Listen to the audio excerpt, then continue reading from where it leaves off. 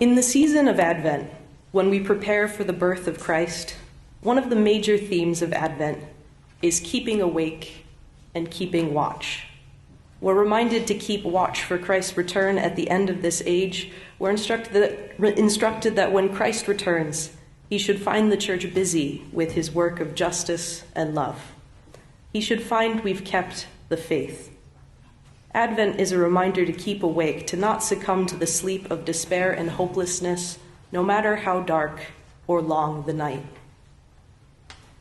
Here in Holy Week, we remember the darkest days and nights in salvation history, the time when it seems the light shining in the darkness has gone out. We see clearly when people love darkness rather than light. On the surface, we see a story of evil with us, as scholar Thomas Long says. Holy Week confronts us with the evil, sin, brokenness, pain, fear in the world, in ourselves, and our complicity in innocents killed, injustices perpetrated, corrupt leaders supported, truths unheard, and lies spread. Jesus is betrayed by a friend, Judas, who after he's done such an awful thing is overcome with grief and despair. Peter, who confidently proclaims he'll never abandon Jesus, denies he even knows Jesus 3 times because he's overwhelmed with fear. Religious authorities conspire to put Jesus to death on trumped-up charges to preserve their own power.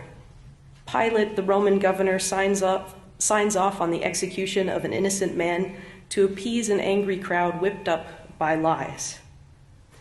Disciples who had followed Jesus far from home desert at the first sign of danger. Peter, James, and John can't even stay awake to keep Jesus company as he prays in the garden. Jesus' story reminds us that we need saving.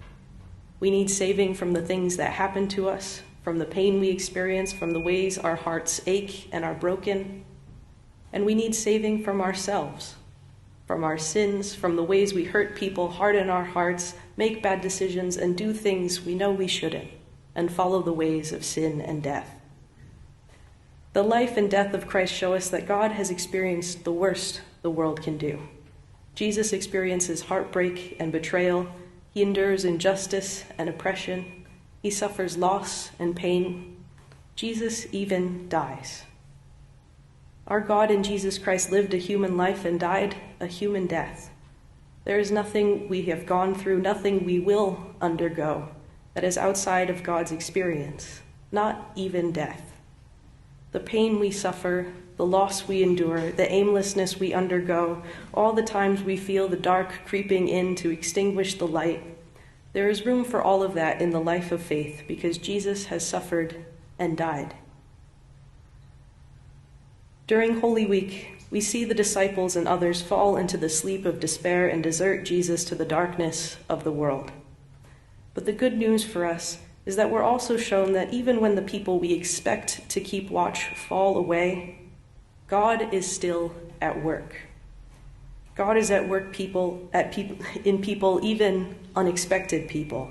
And those people by faith will stand up, keep awake, and keep watch.